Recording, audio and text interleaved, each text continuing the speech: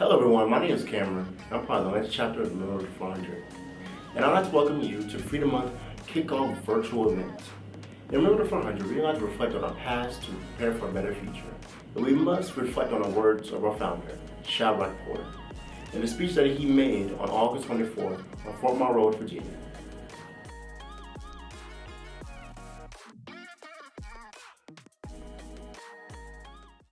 Ladies and gentlemen, I would like to take this opportunity to welcome all of you who take the time from your busy schedule to be here with the rest of us. What happened to us before should have never happened, but today it is upon us.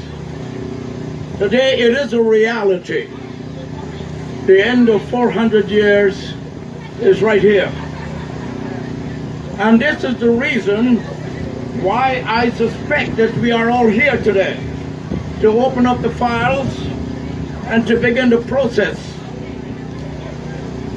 to do in-depth research or investigating why did this terrible thing happen to us in the first place, or at least to start the process of investigating this terrible question to be answered. This should be the day when we begin to remove the band-aid from that old wound which we thought was healed a long time ago, but was never healed. It's still raw today. But raw and behold, it is still raw and painful.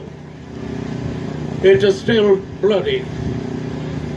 It still makes some of us sick to the stomach. Some of the band-aid makes them comfortable.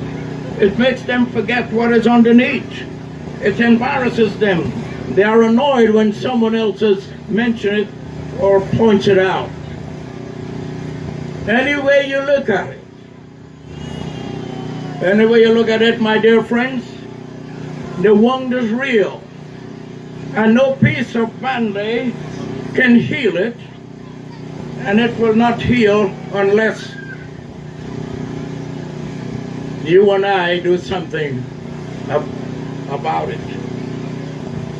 That piece of band-aid is only a camouflage, and it will never become that piece of bloody and messed up camouflage, and treat the sore as a sore, because it is a sore, what has happened to us. Whether you are a politician or a professional, whether you're a thief or a vagabond, whether you are now serving Jesus or Allah, whether you are a Rasta or a non-believer or any other so-called philosophy that we have taken up and adopted since we arrival on these shores. We should all remember one thing. It's the most important thing for us to remember. We all came with the same ships, with different shipments. Let the spirit of this memory live within us and let it keep us alive. Because regardless of what you hear or what you believe, this is the only memory, the only common thing that can bring us a genuine unity. The picture that I'm placing in your mind might be very upsetting to some of you. You might even want to throw up or to be angry with those of us who placed it there. But it is there to remind us that there was a time when we depended on each other. There was a time when no philosophy could have separated us. The time when we had no class. There was a time when we needed each other's body, not to use or abuse, but to keep us warm in the cold and dark belly of a ship. We did not notice the sores on our brother's feet. nor the hanging breast from our sister's chest. We did not look for the handsome face or the sexy body. We clung on to everyone and anyone who was close by for comfort and for warmth, for assurance. We were all children of the same faith then. We were all children of the same God then.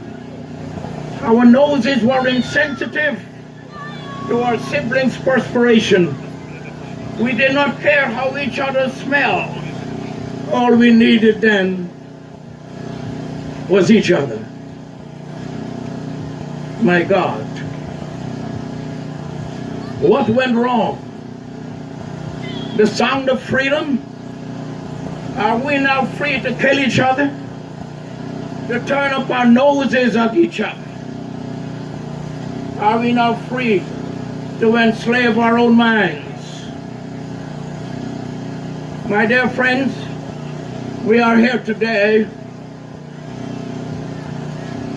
for more than one thing. And we are here today to concentrate on one thing, and one thing only.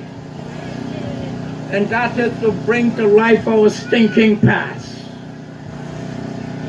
To raise it out from the grave where it has been sleeping for so long. 400 years is a very long time. To place it before the eyes of the world so that they may see and acknowledge what we have went through, what has been done to us. Today we need to shout harder and louder than others. Why? Because we suffered more than any other nation in the face of God's earth. If we have suffered longer than any nation of people, then why are we so silent? Is it because of fear? Is it because of inferiority complex? Or is it because we think that there is no need to be reminded of the past or the pain that our fathers and our mothers felt and how they suffered? It is so difficult for the perpetrators to recognize and the contribution to our pain that they have caused. We must begin to take a careful look, a very careful look at what happens when you make noise. When a baby is hungry, that baby cries and cry and cry until you feed that child. But as soon as that child is fed, they smile and put on that baby face again, that happy baby face again. Others have been crying for as long and as hard as I can remember, since the state of Israel was formed in 1948. The American government has gave them, the Israelis, over $100 billion US. Why?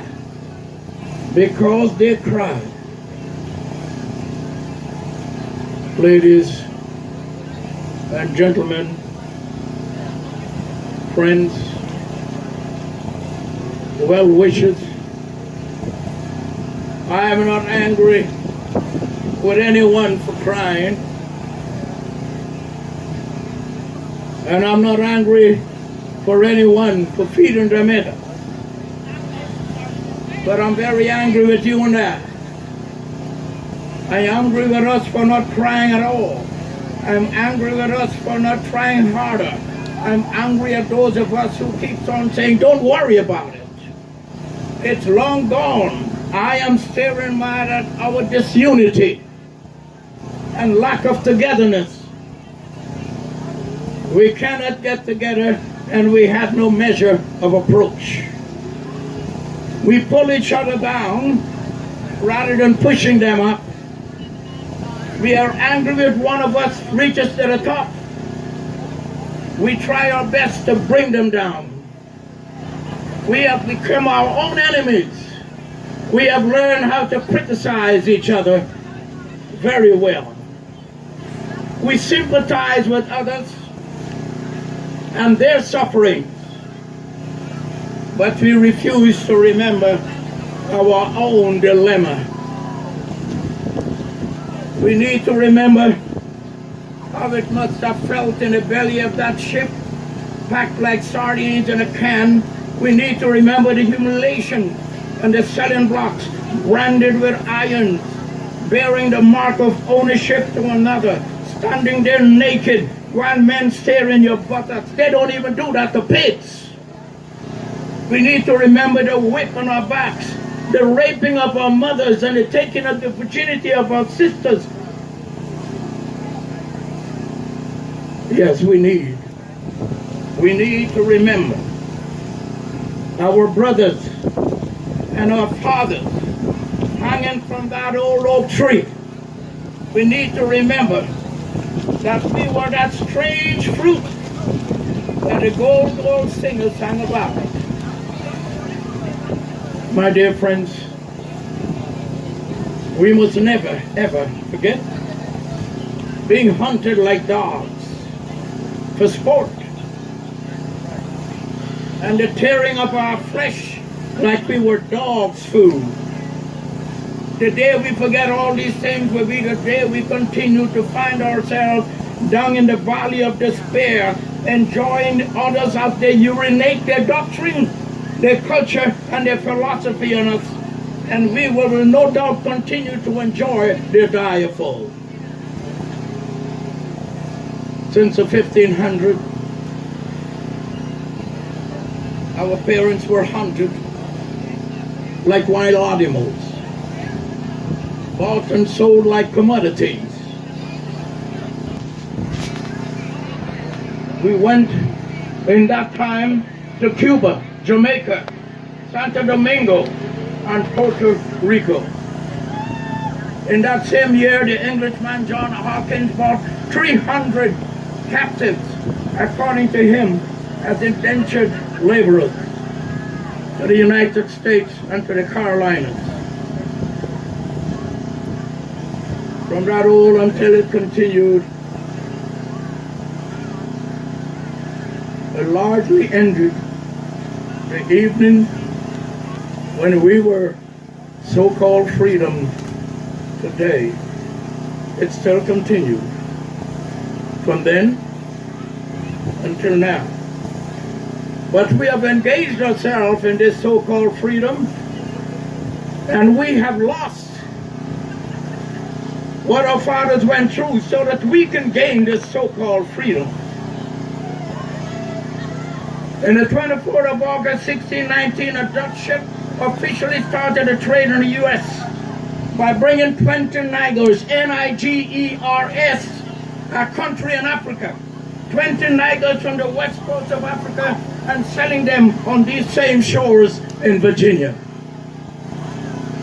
On the 7th of August, 1833, the British House of Commons raised and passed the freeing of ex-slaves.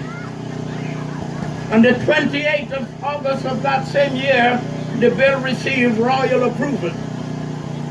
On the 1st of August in 1834, the law was given to the practice in the British colonies. Why are we then still celebrating February as Black History Month?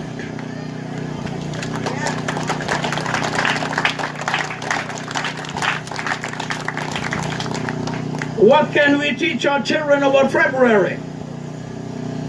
We need a day of our own choice with meaning to our history. We are children of the sand, the sea, and sun. Why are we then celebrating a cold, wintry month called February? Is it because it's the shortest month of the year, or it's because it's the coldest? When we say never again, we must work hard to prevent it. We must let the world know the real meaning and definition of slavery. Let me remind you, my dear friends, I know a little bit of English, and I'll tell you what it says in the English dictionary. The English dictionary defines a slave as a person who is the legal property of another and bound to absolute obedience, while the definition of slavery is the condition of having slaves. We were bought and sold and owned. We did what Master tells us to do. Let us therefore make an effort to remember first who we really are, because there might have been a lot of slavery in the world, but they have never, and I repeat, never ever been an entire nation enslaved and brought unto Egypt again with ships. Black people are Bible readers, therefore they know what I'm talking about. I'll say that again. There has never been an entire nation enslaved and brought into Egypt again with ships.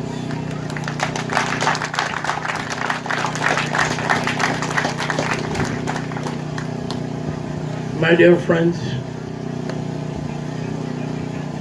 well-wishers,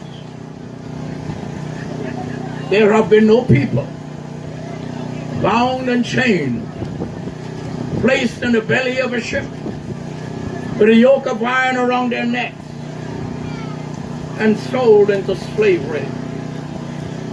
Let me explain it to you. Other slaves in history, as far as I read, a lot of people believe they read more than me and know more than me. But let me tell you what I know. Other slaves in history, as far back in the days of Alexander, they call him the Great, even joined the army of their captives and fought side by side. We were not allowed to do that. We would go in the army to prove a point, how silly and stupid we were, and come home and we were tar and feathers. Some nations might have lost their wealth during their Holocaust, but quickly gained it back. But we have lost our dignity, something money can't buy and time cannot replace. The sweat of our brows and the whip on our backs are built up to Egypt, the old and the new. This day, my dear friends, this day should be for all the children of slavery throughout the Americas, whether they're from North, South, Central, or the Caribbean. We need a month of August to be endorsed as Black History Month.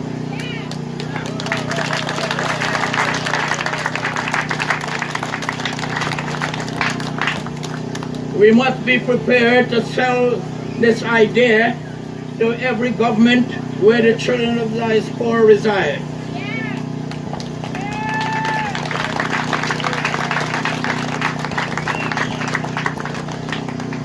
In the past, some people with a Caribbean background, like some of you, have treated our Emancipation Day, the 1st of August, with forgetfulness. Most of our children does not even know or understand the importance of this day. They see it as a day to party, and it should be the day for our own Thanksgiving. As I said before, let us tear the pages, only the positive pages, from the book of others, and use them to our own advantage. We must at all times remember that in the past there were dedicated people, not of our race, that helped us to gain our freedom and to give us the rope to run as fast as we can.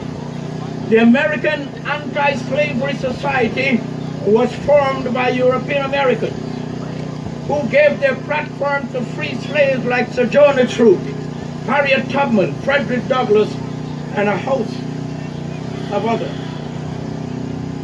Even the NAACP, the National Association for Advancement of Colored People, in 1909 was formed by European Americans. It was the Quakers who traveled all the way to England. The place of our own cause, some gave their lives just so that we can be free. It was people like John Brown who gave his life for our brothers and our sisters to be free in the United States. Let this not be a time for finger pointing, but rather let us use our hands to build a strong unity among us, to fight the injustices that suppress us. Let us build a stronger future for our children and ourselves. This is my prayer for my people,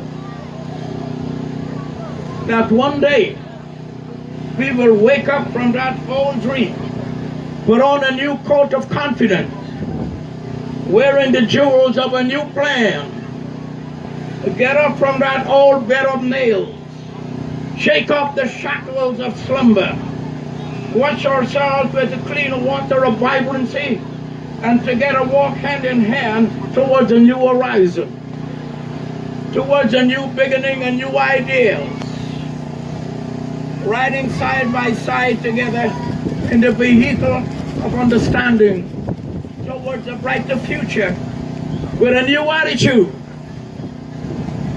salted with peace, love, truth, prosperity, and real power.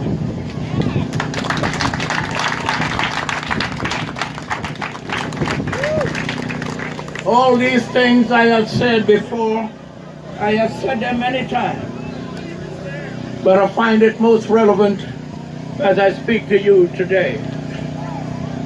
I pray that the next 400 years bring us peace and understanding of self, that we do not depend on others. We've been doing that for 400 years. This is what I have to leave with you today. Peace and togetherness among ourselves. Stop trying to pull each other down. Try everything that is positive in your life, or maybe your life will be better. And I thank you very much for your time. Remember 400, we are a nonprofit organization that aims to have August as Freedom Month recognized all over the globe. And we do this by promoting awareness and hosting community outreach events. And we have chapters all over the globe, from Toronto, UK, Atlanta, St. Louis, and New Jersey. And let's see what they've been up to.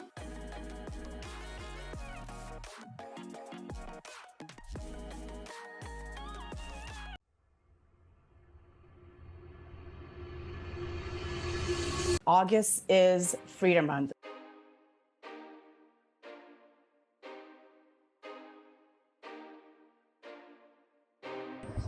Our goal really is that today, all around Canada, everyone will commemorate, celebrate, enjoy festivities that celebrate Emancipation Month. We are thankful to the House of Commons to establishing August 1st as Emancipation Day.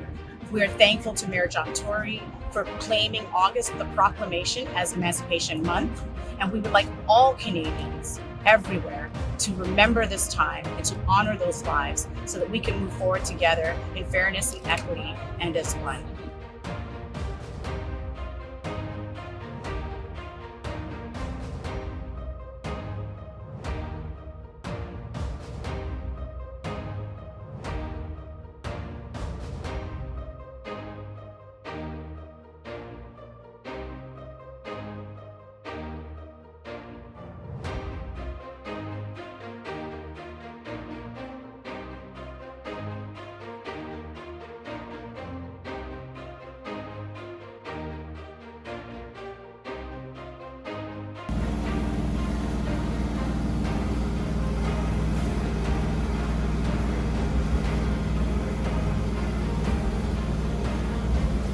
We are stronger together than being divided. Only if you knew the power and strength that lies within you. We can move mountains together. Thank you to the founder of Remember the 400 Foundation, Shadrach Porter, for raising awareness that August is Freedom Month.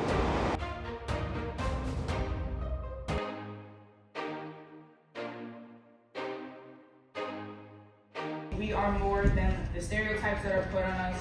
We can be doctors, we can be musicians, we can be lawyers, we can be engineers, we can be so many different things than what people, quote unquote, expect us to be.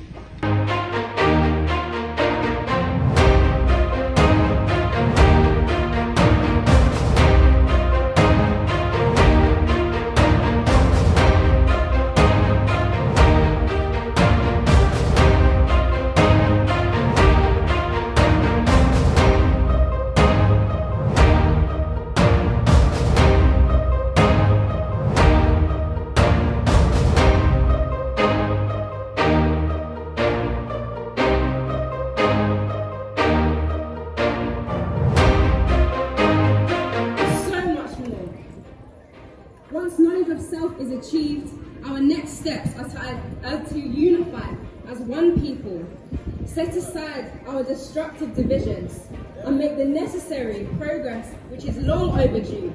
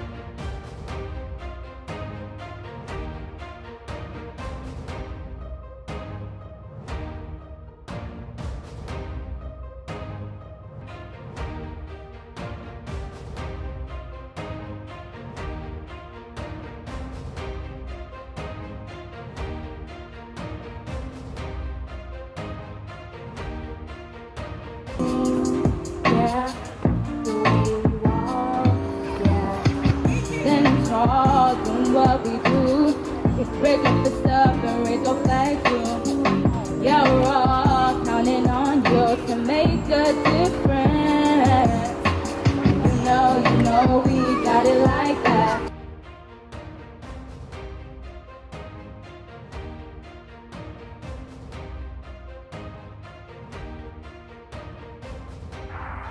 And that commitment from your parents, our grandparents, all the way on back until present, a commitment to you is take it forward.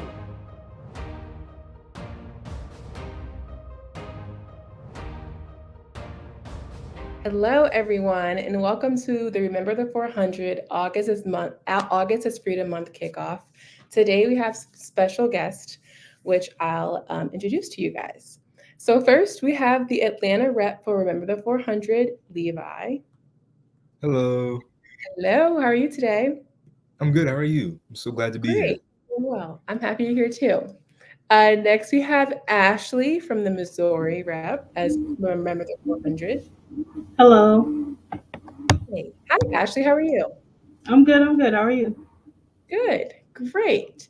And next, we have Bianca from the New York, New Jersey rep of the Remember the 400. Awesome. And last but not least, we have Ezekiel. Hi, Bianca. How are you? What's going on, everyone? Awesome. We have Ezekiel from the Toronto rep of the Remember the 400. How's everyone doing? Are you guys excited to talk today about August is Freedom Month? Definitely. I'm hyped. I got the shirt and everything. Perfect. Nice. Perfect. That's awesome. Well, can you first start off by telling everyone why you guys think it's important to celebrate August as Freedom Month? Oh, I guess I can go first. But for me, I think it's important because, well, for one, I think the idea of February being considered to be our Black History Month, I think it's a little bit unfair considering it's the shortest month in the year. And I think it's just more accurate to have August be that month because there are just so many more historically significant moments relating to us and our struggle that happened in August. So that's just me personally. I feel like it's more of this, excuse me, more of a significant month to our struggle. Awesome. Well said, Levi. Well said. Does anyone else have anything else to add to that? Yes, I just wanted to build off of that. I just wanted to say that I do support Remember the 400's goal in establishing August as Freedom Month, being that that month it will be jam packed with many informational activities or things such as a flag raising um, that anybody can learn from, but especially people like me. And the reason why I feel like it's necessary, like Levi said, is because February just doesn't do us justice. It is the shortest month, and in schools, the only thing that's being taught is the same stories of Harriet Tubman and Abraham Lincoln. So the reason why I believe August should be the month is because it will provide many opportunities for us to dig deeper into the history and culture of our people, even before slavery. Yeah, I like what was said just now by Levi and Ashley. I think making August Freedom Month is the right step towards a more brighter and more, broader future when it comes to understanding Black history. But more importantly, like appreciating our history as descendants of slavery and Black history as a whole. That it's not just limited to the 400 years here in America, but we have a history that goes beyond that as well. And I think it's very important that we align things in a way that makes a lot of sense, that points to a form of accuracy and more so precision. That's not just limited towards the same two people over and over and over again, like Ashley just mentioned, Harriet Tubman and Abraham Lincoln and Frederick Douglass. But it's time we actually put spotlights on other Black historical figures that have made major contributions towards our freedom and just to our society today as a people that has been taken from a land to be brought to a land that's not of us, And I think August is a great way to start that. It's a great way to have those conversations with your friends. It's a great way to really enrich in our educational experiences with history and all that we have to offer as Black people. Yeah, absolutely. And I think my sentiments echo what everyone else has already said. Observing Freedom Month in August, it serves as like a poignant reminder for us to honor our ancestors. Like it marks the arrival of our descendants in Virginia, and it allows us to be able to reflect not only on their enslavement, but their emancipation, and also recognize the trials and triumphs of our people today. Just in today's climate, I feel like it is really crucial to remember our origins and acknowledge our shared history. I love that. You guys had some amazing answers. I'm definitely looking forward to celebrating it this year. What do we have to look forward to as far as different celebrations going on? What are your opinions, maybe even favorite memories you have from last year celebrating Freedom Month? Well, I know that we're gonna, of course, have the kickoff where we start things off with a bang and just establishing what this month is going to be about in the focus. That's one thing I'm looking forward to, but I'm also looking forward to, the Freedom Fest. I feel like that was a very fun and enjoyable event just to be around so many people who are dedicated to pushing the message and being part of the cause. And just how all of my fellow panelists here today have been mentioning the idea of pushing for this history and looking forward to a brighter future. And I feel like these events that we have going forward, the giving back to our community, making sure that we're able to pave that way forward, and then the flag raising, so many significant events that we're going to have this month. I feel like those are all great ways to help show that we're here to make a newer and bright future for our people here in the Americas. Yeah, definitely. I am looking forward to the virtual panels and the community givebacks.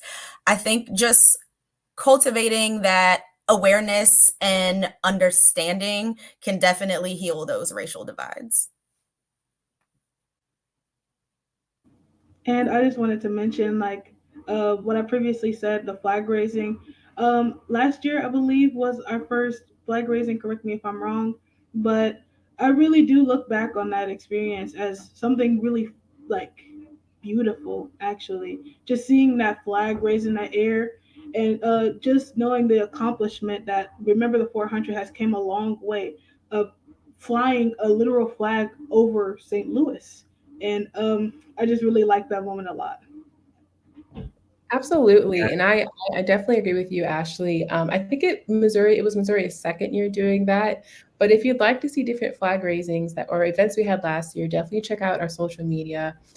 Flag raising is really a day where we are able to raise our August is Freedom Month flag to proclaim to the whole city that August is Freedom Month. So thanks for sharing that, Ashley. Does anyone else have anything more to say about what you're Yes, looking yes. forward to?